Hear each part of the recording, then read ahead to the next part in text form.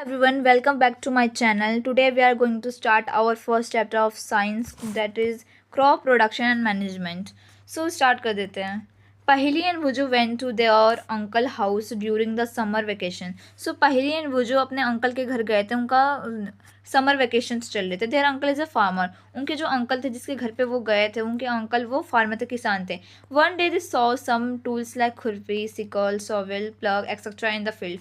सो एक दिन पहेली एंड भुजो ने कुछ टूल्स देखे वहाँ पर खेतों में, जैसे खुरपी हो गए, सिकल हो गया, शॉवेल हो गया, प्लग हो गया एक्सेट्रा. ये सारे उन्होंने खेत में देखा. सो भुजो ने सोचा कि I want to know where and how we use this tools. तो उसने सोचा कि मुझे जानना है कि कहाँ और कैसे ये टूल्स हम यूज़ करते हैं.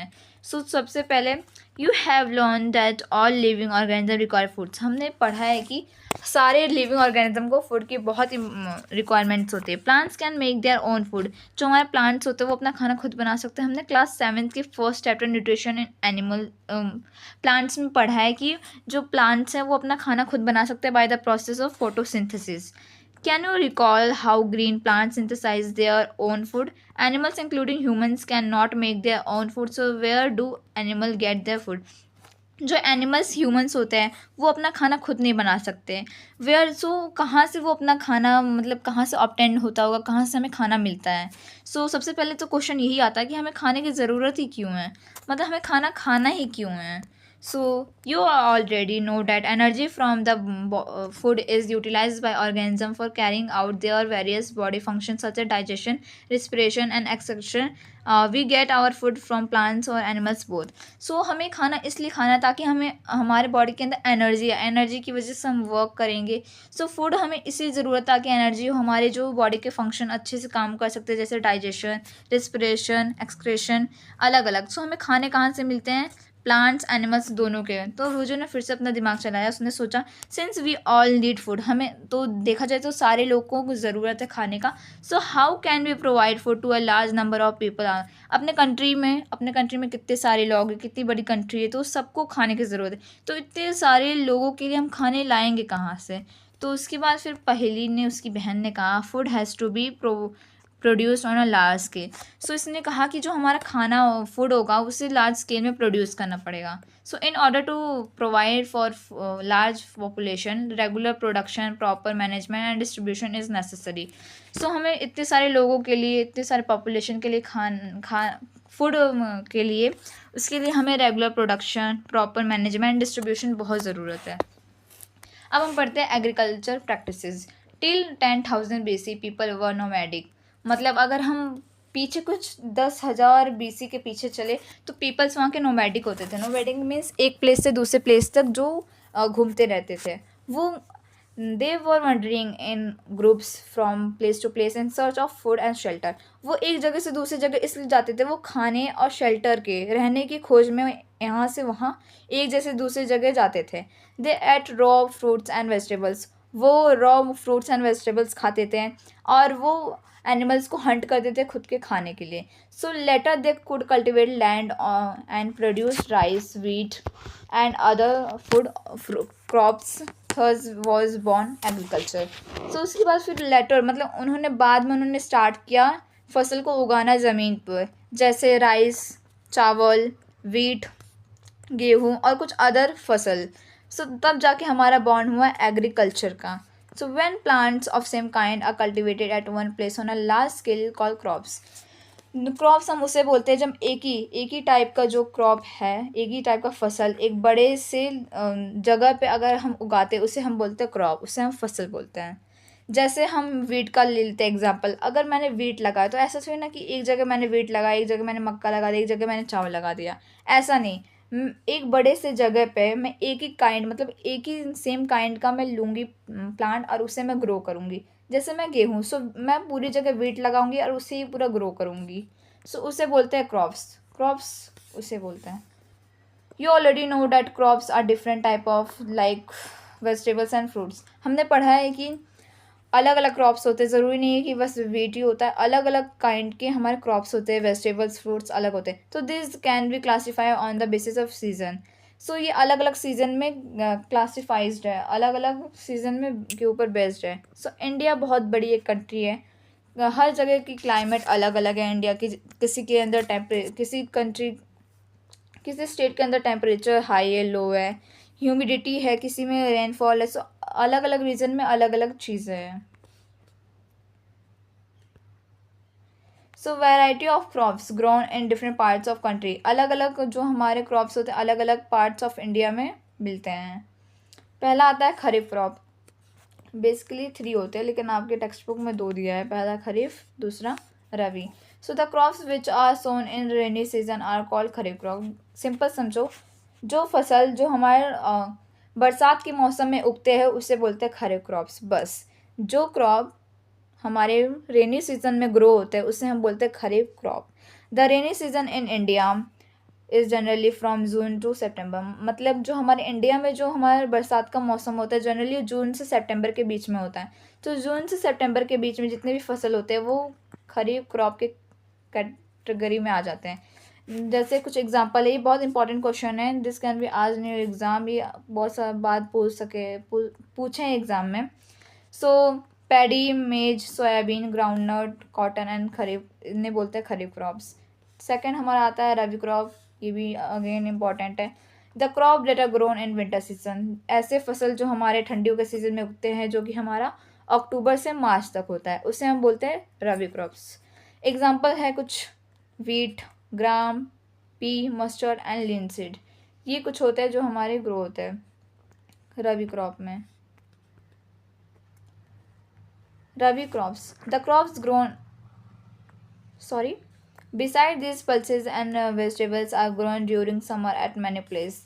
ये सब कुछ छोड़ के खरीफ एंड रबी अलग होते हैं, बट कुछ ऐसे भी क्रॉप्स होते हैं जो हमारे समर सीजन में होते हैं। जैसे दाल हो गए, हमारे सब्जियां हो गए, तो वो समर सीजन में होते हैं। उस क्रॉप को बोलते हैं हम जेड क्रॉप्स। आई थिंक इसमें है नहीं, तो उसे बोलते हैं जेड क्रॉप्स, जो कि हमारी गर्मियों के सीज़न में समर सीजन में होते हैं। अब हम पढ़ते हैं प्रैक्टिसेस। मतलब हमारा जो क्रॉप होता है, क्रॉप में बहुत सारे स्टेप्स होते हैं। ऐसा नहीं है बस उसे बीज बोना रहता है, उगाना रहता है, ऐसा नहीं। बहुत सारे स्टेप्स इन्वॉल्व है हमारे एग्रीकल्चर में। तो हमारा टॉपिक ये आता है basic practices of crop production. So वुजू ने फिर से अपना दिमाग चलाया, why paddy can not grown in winter season. Paddy हमारा विंटर सीजन में क्यों नहीं ग्रो हो सकता। पैडी मतलब जो चावल की खेती होती है, वो हमारा ठंडियों के मौसम में क्यों नहीं उग सकता। तो उसकी बहन पहेली ने बताया, paddy requires a lots of water. जो हमारा धान होता है, जो चावल की खेती होती है, उसमें बहुत सारी पानी की रिक्वायरमेंट्स होती है, इसीलिए वो रेनी सीजन में होता है ताकि उसे बहुत सारे पानी मिल सके। Then cultivation of crop involves several activity undertaken by farmers over a period of time. Cultivation में फसल उगाने में बहुत सारी एक्टिविटीज़ लगती हैं फार्मर्स के द्वारा time to time. You may find that these activities are similar to those carried out by gardener or even by you when you grow ornamental plants in your house. These activities or tasks referred to as agriculture practices. मतलब यहाँ पर कुछ अलग अलग practices होते हैं जो हमारे एग्रीकल्चर में यूज होते हैं। स्टेप बाय स्टेप हम सबको पढ़ेंगे। पहला प्रिपरेशन ऑफ सॉइल। हम सबसे पहले तो हमारा यही आता है कि हम अपने सॉइल जो मिट्टी को कैसे प्रिपेयर करते हैं। देन सेकेंड सोविंग, मतलब हम कैसे बोते हैं सीड्स को। थर्ड आ गया adding manure and fertilization. Fourth आ गया इरीगेशन, मतलब हम जब पानी उस क्रॉप को देते हैं उससे बोलते हैं। फिफ्थ हो गया प्रोटेक्टिंग फ्रॉम वीड्स, जो हमारे अनवांटेड प्लांट्स जो ग्रो हो जाते हैं उससे कैसे हम हटाते हैं। सिक्स हो जाता है harvesting, and lastly and not list storage कैसे हम स्टोर करते हैं। सो सबसे पहला हमारा आ जाता है preparation of soil. So the preparation of soil is the first step before growing a crop. So जो हमारा प्रिपरेशन ऑफ सॉइल होता है सबसे पहला स्टेप होता है हमारा फसल उगाने का। So one of the most important task in agriculture is to turn the soil and loosen it. So सबसे पहला काम होता है हमारा प्रिपरेशन ऑफ सॉइल में, जो हमारा सॉइल होता है, ज़रूरी नहीं हमारा सारे सॉइल हर जगह की मिट्टी एकदम प्लेन हो। कुछ मिट्टियाँ ऐसी ऊपर कवर भी होती है जो मतलब अच्छे से लेवल नहीं होती है, तो उसके लिए हमें उसे लूज़ करना पड़ता है। So this allows to penetrate deep roots into. अगर हम उसे लूज़ करेंगे, उसका क्या जो नीचे का जो हमारा सॉइल होता है हम ऊपर उसे ला देते हैं, और जो ऊपर का होता है उससे नीचे होता है, ताकि जो वो हमारे जो रूट्स होते हैं, हम कोई क्रॉप्स लगाए जो उसके कोई रूट्स होंगे, ताकि वो अच्छे से डीप तक अंदर तक जा सके सॉइल के। और the loose soil allows the root to breathe easily even when they वो डीप इनटू द सॉइल, ताकि वो एकदम अच्छे से जा सके अंदर और अच्छे से मतलब अच्छे से हम ब्रीथ ले सके रूट्स, ताकि वो एकदम अच्छे से सॉइल में जा सके. Why does the loosening of soil allow the root to penetrate easily? So the looseness soil help in the growth of earthworm. जो हमारा लूज सॉइल होता है वो हेल्प करता है growth of earthworms. You know earthworms and microbes present in the soil and these are the friends of farmers. जो हमारे earthworms और माइक्रोब्स होते हैं जो सॉइल के अंदर पाए जाते हैं, जनरली वो हमारे फ्रेंड्स होते हैं. कुछ हमारे जो होते हैं इंसेक्ट्स होते हैं जो हमें एग्रीकल्चर में हार्म करते हैं, बट कुछ होते हैं जो फ्रेंड होते हैं, जैसे अर्थवॉर्म्स एंड माइक्रोब्स वो हमारे फ्रेंड्स होते हैं फार्मर के. Since they further turn the loose soil and add humus to it, but why the soil need to turn and loosed? You have learned in the previous classes that the soil contains minerals, water, air and some living organ. हमने last class में पढ़ा है कि जो हमारे soil होते हैं, जो हमारा जो मिट्टी होता है उसमें बहुत सारे मिनरल्स होते हैं, वाटर होता है, एयर होते हैं, अलग अलग लिविंग ऑर्गेनिजम्स भी होते हैं. In addition dead plants and animals get decomposed by soil organisms. और कुछ डेड प्लांट्स एंड एनिमल्स भी डिकम्पोज हो जाते हैं उसके ऊपर, जिसे हम बोलते हैं ह्यूमस. हमने पढ़ा है जो हमारे प्लांट्स और जितने भी पत्ते जो हमारे गिरते हैं सॉइल पे तो वो सड़ जाते हैं कुछ साल कुछ महीनों के बाद, तो वो बाद में ह्यूमस के नाम से जाने जाते हैं. In this way, various nutrients in the dead organism are released back into the soil. These nutrients are again absorbed by plants. Since only a few centimeters of the top layer of soil support plant, turning and loosening of soil bring the nutrition rich to the top of dead plants can use this nutritions. जो हमारा जो soil होता है, जो नीचे के soil होता है और जो ऊपर के सॉइल होते हैं, उससे हम टर्न करते हैं. मतलब ये हमारा सॉइल है और जो हमारे नीचे का सॉइल होता है उससे हम ऊपर लाते हैं, और जो ऊपर का होता है उससे नीचे लाते हैं, ताकि वो जो हमें सॉइल होता है उसके अंदर ह्यूमस हम डालते हैं. ह्यूमस इसलिए डालते हैं क्योंकि वो अच्छा होता है, वो हमारे एग्रीकल्चर के लिए अच्छा होता है. हम ताकि वो हमारे पूरे एग्रीकल्चर में सॉइल में पूरा मिल सके, ताकि सबको न्यूट्रिशंस मिल सके हमारे सॉइल में. Turning and loosening of soil is very important for cultivation of crops. Crop के कल्टिवेशन के लिए टर्निंग मतलब सॉइल को टर्न करना, लूजनिंग मतलब सॉइल जो हमारे जो ढेले बन जाते हैं ना, सॉइल इस तरह के बन जाते हैं तो उन्हें लूज़ करना, तोड़ना. The process of loosening and turning of soil is called tiling और प्लगिंग. जो प्रोसेस होता है जिसमें हम सॉइल को लूज़ करते हैं और टर्न करते हैं, तो उस प्रोसेस को बोलते हैं टाइलिंग एंड प्लगिंग. ये बहुत बार एमसीक्यूज़ में पूछा गया है. This is done by using a plug. जो हमारा टाइलिंग और प्लगिंग का प्रोसेस होता है वो किसके द्वारा होता है? प्लग हम हल को बोलते हैं. Ploughs are made of wood or iron. जो हमारे वो इस तरह के होते हैं प्लग, जो खेत में यूज़ होता है, उसका एक साइड शार्प होता है. वो हमारा या तो उसका ये जो होता है पार्ट वो वुड का बना रहेगा या आयरन का बना रहेगा. If the soil is very dry, अगर सॉइल पहले से बहुत मतलब ड्राई हो, सूखा हो, इट में need watering before plugging.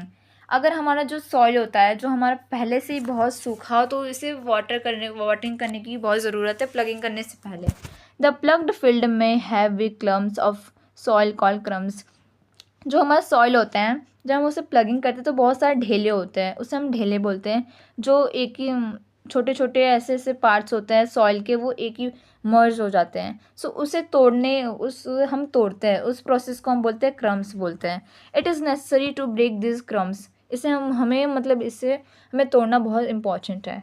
Levelling the field is beneficial for sowing as well as for irrigation. जो लेवलिंग मतलब जो हमारा जो सॉइल को लेवल करना होता है ये बहुत इंपॉर्टेंट होता है सोविंग करते वक्त भी और इरीगेशन करते वक्त भी.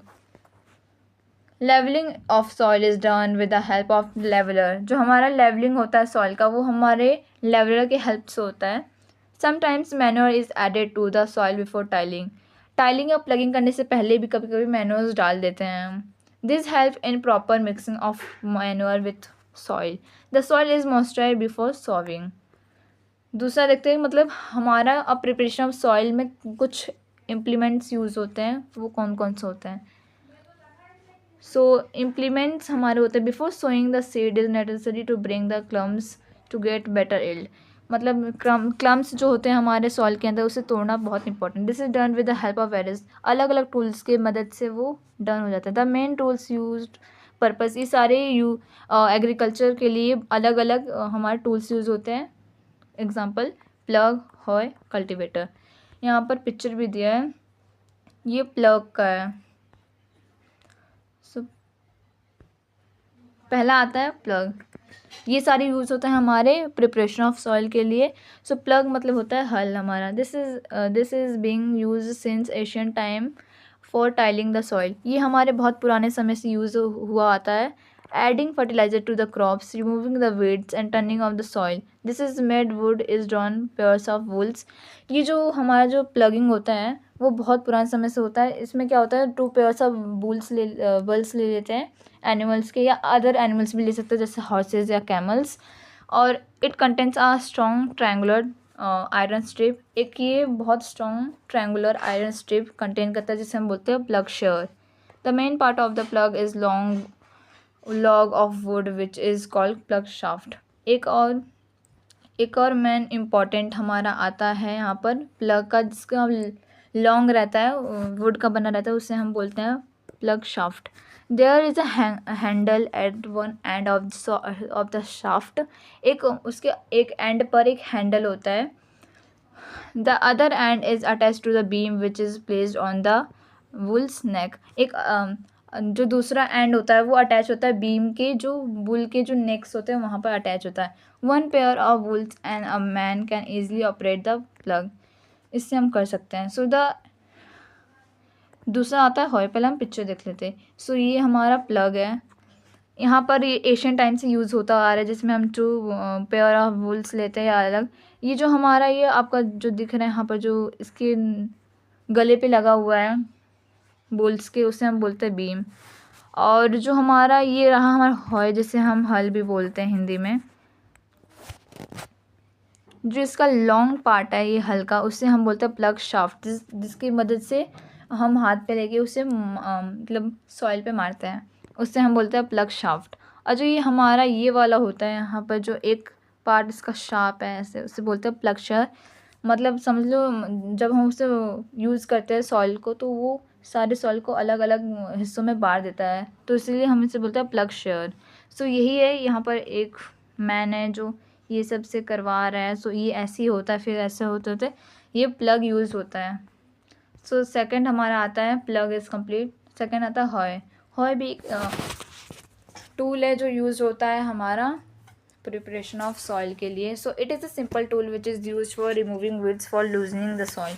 सो हमारी यूज़ होता है वीड्स को रिमूव, वीड्स मतलब होते हैं अनवांटेड, जो हमारे अनवांटेड जो प्लांट्स होते हैं, बिन बुलाए मेहमान, वो जो उग जाते हैं, तो उसे हटाने के लिए हम हॉय का यूज़ करते हैं। So it has a long rod of would और आयरन, इसका भी एक बड़ा सा लॉन्ग होता है, या तो वो वुड का होता है या तो आयरन का होगा। A strong broad and bent plate iron is fix to one its end, जो एक स्ट्रॉन्ग ब्रॉड होता है जो बेंट हो जाता है प्लेट, आयरन का होता है, वो एक एंड पे उसके फिक्स्ड होता है। ये रहा like a bad it is pulled by animals, ये एनिमल्स के द्वारा पुल्ड हुआ जाता है। सो ये रहा हमारा, ये रॉड का होगा, या तो ये हमारा वुड का होगा या तो हमारा ये आयरन का होगा, इसे हम रॉड बोलते हैं। और इसका जो ये यहाँ पर लगा रहता है इसे हम बीम बोलते हैं। और जो हमारा बैंड यहाँ पर ग्रिप है और ये हैंडल है। और ये जो हमारा यहाँ पर ये बेंट प्लेट होता है, यहाँ पर एक एंड पे ये एक आयरन का होता है, इस तरह से बेंट होता है ताकि वो जो वीड्स होते हैं उसे हेल्प करता है उसे निकालने में। And our third tool is cultivator. Nowadays ploughing is done by tractor driven cultivator. पहले वो जो ये दोनों हमने पढ़ा था प्लग और हो, ये एशियन टाइम से यूज़ होता आ रहा है, कभी कभी अभी भी होता है, बट अभी कुछ अलग अलग यूज़ होने लगे, अभी ट्रैक्टर यूज़ होने लगा कल्टिवेटर के लिए। So the use of cultivator saves labour and time. इसके फ़ायदे ये है कि ये हमारा लेबर भी सेव करता है और टाइम भी हमारा सेव कर लेता है।